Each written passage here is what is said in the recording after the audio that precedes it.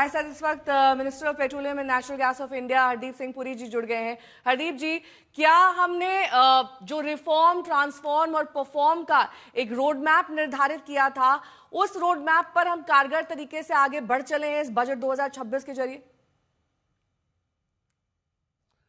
देखिए, ये जो बजट है रिफॉर्म एक्सप्रेस का एक बहुत सिग्निफिकेंट मैनिफेस्टेशन है। आप ये जो रिफॉर्म का कार्य जो शुरू हुआ था, जब मोदी जी ने दायित्व संभाला था, जब हमारी अर्थव्यवस्था थी $2 ट्रिलियन की, वो चलते चलते आज डबल हो गई है और $4.3 ट्रिलियन तक पहुंच गई है। दूसरा, रिफॉर्म करने के लिए एक देश भारत जैसा जिसकी जनसंख्या 140 करोड़ है, वहां पे कैपिटल एक्सपेंडिचर एक बहुत महत्वपूर्ण अपनी एक रखता है।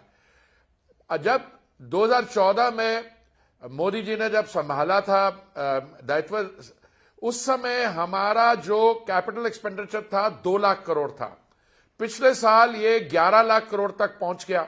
और मैं समझता था, मेरे जैसे व्यक्ति है, I am a little cynical, मैंने कहा हम 11 लाख करोड़ को अब्सॉर्ब कैसे करेंगे, ऐसा खर्चा करेंगे क्या? पर वो 11 लाख करोड़ से इस साल 12.2 लाख करोड़ बन गया है। ये तो सरकारी कैपिटल एक्सपेंडिचर है। प्राइवेट सेक्टर हमारा कैपिटल एक्सपेंडिचर करता है। कैपिटल एक्सपेंडिचर होता है तो इंफ्रास्ट्रक्चर बनता है। मेरे जैसा मंत्री जो आज पेट्रोलियम और नेचुरल गैस के साथ मिला हुआ है, we are also energy transition. तो कैपिटल एक्सपेंडिचर से क्या होगा? सड़कें बनेंगी, इंफ्रास्ट्रक्चर बनेगी। उस सड़कों पे क्या होगा? वाहन चलेंगे। अभी भी हमारी जो एनर्जी कंजम्पशन है ग्लोबल एवरेज से 3 गुना ज्यादा है, और आने वाले समय में ये और भी होगी। एक इंटरनेशनल एनर्जी एजेंसी है पेरिस में, उन्होंने असेसमेंट की है कि अगले 20 सालों में जो global increase in energy demand है 35%, यानी कि 35% वो भारत की ऊर्जा डिमांड से आएगी।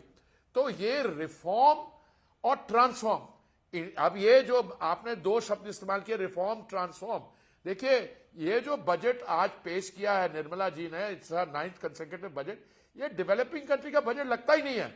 ये मिडिल इनकम कंट्री का बजट है। इसमें कोई पॉपुलिज्म नहीं है। इसमें कैपिटल एक्सपेंडिचर इंक्रीज है, इसमें नई चीजें हैं, जैसे कार्बन कैप्चर के लिए 20,000 करोड़ रखा है, इसमें बायोफार्मा के लिए रखा है 10,000 करोड़, एमएसएमई, ये डाइवर्स ओपनिंग्स हैं। अब जैसे इनकी कई इसमें आइडियाज पिछले साल भी थे, पर बजटरी प्रोविजनिंग नहीं थी। इस साल बजटरी प्रोविजन हो गई है। 7 हाई स्पीड रेल कॉरिडोर्स हैं।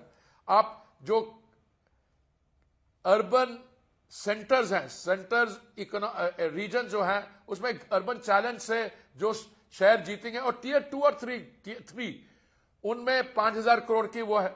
तो इसमें अब देखा जाए तो मेरे पोर्टफोलियो के देखने के उस दृष्टिकोण से देखा जाए तो इसमें बहुत अच्छी चीजें हैं। एक लगता है छोटा सा कदम है, पर जो हमारे बायोगैस मिक्स होती है कंप्रेस्ड नेचुरल गैस में, वो ड्यूटी स्ट्रक्चर से बाहर होगी। अब उससे दाम कम होगा कंप्रेस्ड नेचुरल गैस का। जो कंप्रेस्ड नेचुरल गैस गाड़ियों में लगती है, बाकी यूटिलिटी होती है, उसका दाम भी कम आएगा। सो ऑल इन ऑल बहुत पॉजिटिव मैच्योर बजट जो रिफॉर्म एक्सप्रेस को करता है, और हमारी अर्थव्यवस्था जो आज 4.2 ट्रिलियन है, उसको 5 ट्रिलियन और आगे विश्व भर में तीसरी सबसे बड़ी अर्थव्यवस्था की डायरेक्शन में ले जाना वाला बजट है। चलिए, कम से कम आपकी मिनिस्ट्री के लिए एक पॉजिटिव आउटलुक है, जिस तरीके से यहाँ पर समझ में आ रही हैं आपकी बातें।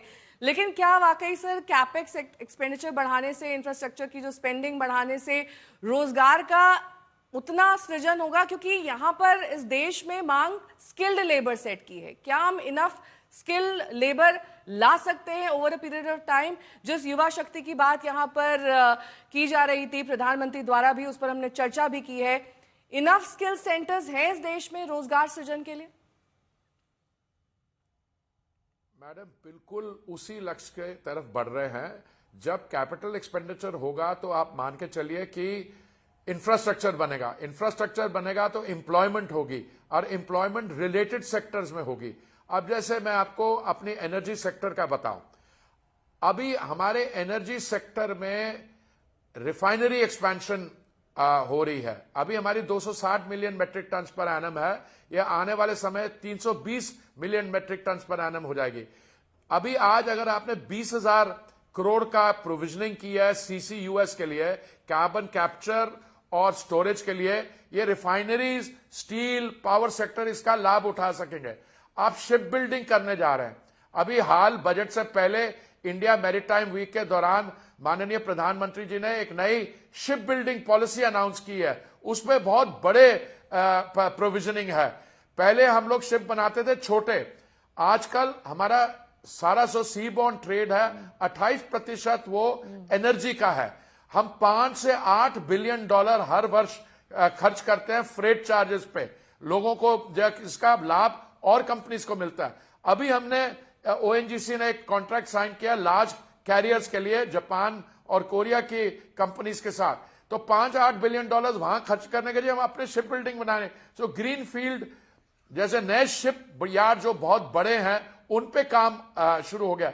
सो जो एम्प्लॉयमेंट जनरेशन जो चीफ इकोनॉमिक एडवाइजर ने बात की है 10 और 15 साल की, वो इस बजट उसकी तरफ कंट्रीब्यूट करता है। और बाकी भी जो आप आर्थिक निर्णय सारे वर्ष में लेते आए हैं, they will all contribute to energy generation. तभी इंडिया ए हाई ग्रोथ के साथ, लो इन्फ्लेशन के साथ, macroeconomic stability, and it looks like an oasis of calm amidst global uncertainty.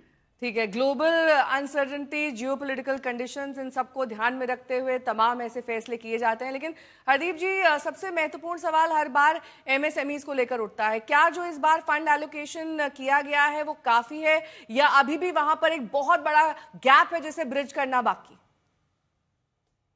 बिल्कुल मैडम जी, आप जो बात कर रही है MSMEs की, मैं आपको पहले ये MSME का जो प्रोविजन उसके बारे में बता दूं। ये 10,000 करोड़ MSME ग्रोथ फंड है। बाकी जो चीजें हैं आप मेंशन कर रही हैं, जो स्टेप्स लेने चाहिए और ले या जाएंगे, वो ईज ऑफ डूइंग बिजनेस। वो बजट के थ्रू नहीं आते हैं, वो हमारे रेगुलेशन आती है। फॉर इंस्टेंस, हमने अभी ऑयल फील्ड रेगुलेशन एक्ट पास की है, वो लेजिस्लेटिव अप्रूवल चाहिए था उसका। ये बजटरी प्रोविजन है। अब लोन लेने के लिए जो ईज है, वो वित्त मंत्रालय अपने बैंक्स के थ्रू कैसे MSMEs को जो उसके लाभार्थी हैं उनको सहूलत दी जाए, वो अपने आप कर सकते हैं। और ये आप इस प्रोविजन को नहीं देखिए, और भी देखिए, इस MSME के 10,000 करोड़ MSME ग्रोथ फंड के अलावा 2,000 crore top up to self reliant India fund भी है। और इसमें बाकी है 10,000 करोड़ बायोफार्मा को दिया गया है। कई MSMEs बायोफार्मा भी करती हैं। और दूसरा 10,000 करोड़ कंटेनर मैन्युफैक्चरिंग स्कीम है। 3 डेडिकेटेड केमिकल पार्क्स है। तो ये MSME sector which is the backbone of our economy, सिर्फ इस 10,000 करोड़ की बात नहीं है, they are beneficiaries elsewhere also. ठीक है, बहुत बहुत शुक्रिया हरदीप जी हमारे साथ जुड़ने के